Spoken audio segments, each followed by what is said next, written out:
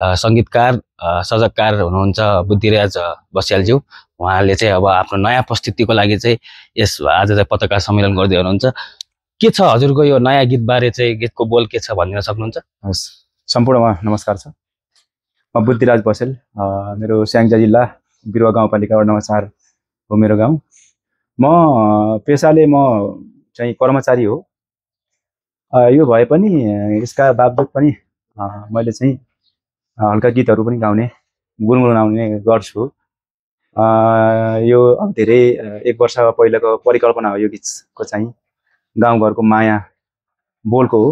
यो खास गरी यसको चाहिँ किन यो गीत सृजना गाउँघरकै सँग सम्बन्ध किन गर्न लाग्यो भन्दाखेरि गाउँमा जन्मियो। गाउँ जन्मिएपछि हामी विभिन्न परिस्थितिवश सहर छिर्छौँ, सहर छिरेर विदेश परदेश छिर्छौँ हैन। अब त्यो कारणले गाउँ अहिले खण्डहर भएको छ। गाउँलाई बिर्सिएका छन् अहिलेका युवाहरू विदेश कारणवश। अनि त्यस्तो अवस्था नहोस् हैन, गाउँघरलाई जो जहाँ रहे पनि गाउँघर माया गरौँ भन्ने अभिप्रायले मैले गाउँलाई जोडेर त्यहीँकै वस्तुस्थितिलाई चाहिँ उजागर गर्न खोजेको हो। विश्व परिवेशमा आफ्नो घोप्टे गाउँलाई चिनाउँ भन्ने पनि हो उद्देश्य। यो रित्तिरहेको गाउँमा चाहिँ फेरि मान्छेहरू आइदिनुपर्छ, फर्किनुपर्छ, आफ्नो गाउँलाई माया गर्नुपर्छ भन्ने कथामा हजुरको यो गीत छ विशुद्ध छ। जस्तै गीतको लयमा पनि त्यस्तो भेटिन्छ। जस्तै कस्तो भेटिन्छ भने त्यो धारा खोला हेर्नुहोस् है, पानी पँधेरो हैन। हामी सानसानो हुँदा पानीमा पँधेरोमा पानी लिन जान्थ्यौँ, धारा खोलामा नुहाउन जान्थ्यौँ हैन। त्यही गाउँमा हुर्केँ, छोडेर आयौँ। त्यो गाउँमा हुर्कियो, बढायो त्यसले, त्यो ठाउँले त्यो बनायो हामीलाई हैन। यहाँ यो ठाउँमा आउनेसम्म त बनायो नि त हैन। त्यही भएर त्यो सन्दर्भलाई जोडेर एकदम रियल टच नै छ। म त्यो भिडियो पनि त्यही त्यो गीतको मर्मलाई चाहिँ छुने गरेर छ भिडियो पनि। यसरी आफ्नो ठाउँको माया लागेर यसरी हजुरले यो सिर्जना गर्दै हुन्छ।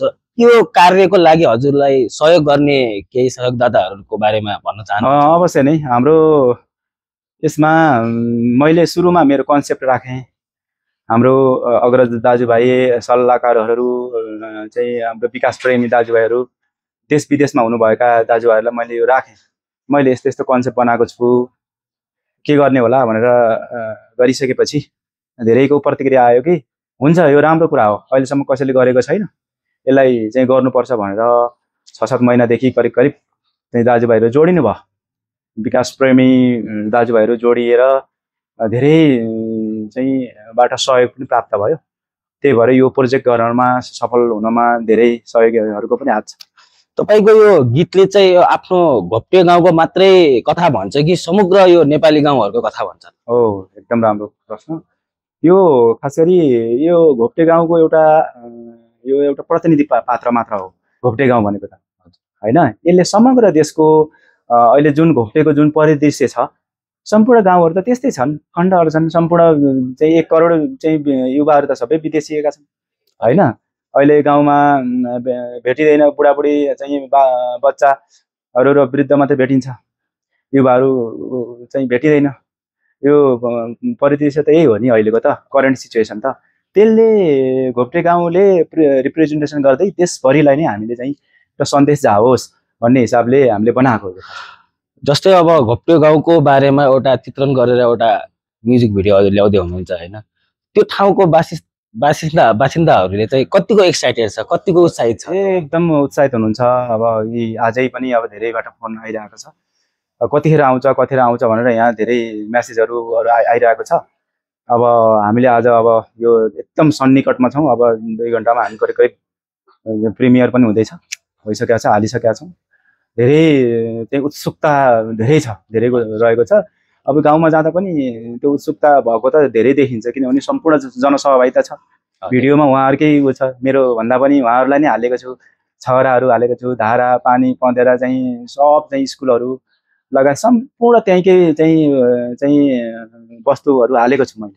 भनेपछि उहाँ त प्रत्यक्ष जीवन उहाँ त्यहीँ भोगिरहनु भएको छ। उहाँहरू एकदम एक्साइटेड हुनुहुन्छ। उहाँहरू हजुरलाई चाहिँ यो भिडियोबाट जनताहरूलाई चाहिँ आफ्नो तर्फबाट भन्नुपर्ने के छ? भन्नुपर्ने भन्दा पनि अब यो हाम्रै सृजना हो यो, मेरो मात्रै होइन, यो त गाउँको सृजना हो, यो त देश ओभरअल देशको सृजना हो। त्यसले गर्दाखेरि माटोको माया सधैँ साँच्नु छ होइन। त्यहीँ बसेर त्यहीँ जन्मेर हुर्केर हामीले गाउँलाई माया गर्नुपर्ने छ। जहाँ गएर पनि, विदेशमै भए पनि, जहाँ गए पनि आफूले सक्दो होइन, सक्दो चाहिँ सपोर्ट गर्नुपर्छ। विकासका निर्माणमा हो, शिक्षा, स्वास्थ्य लगायतका धेरै चाहिँ क्षेत्रमा काम गर्नुपर्ने छ। यो गीतको माध्यमबाट यसरी सन्देश चाहिँ दिन चाहन्छु म चाहिँ। आज प्रिमियर भइरहेको यो गीतलाई चाहिँ हामीले चाहिँ कसरी हेर्न सक्छौँ होला? मेरो आफ्नै YouTube channel @Buddhiraj BUDDHI RAJ BASHYAL YouTube channel छ, त्यो मार्फत प्रिमियर हुँदैछ, त्यो मार्फत हामीले हेर्न सकिन्छ। हस्, सानो मिठो कुराको लागि एकदमै धेरै धेरै धन्यवाद। हस्। हजुरको गीतको लागि धेरै अग्रिम शुभकामना, राम्रो होस्।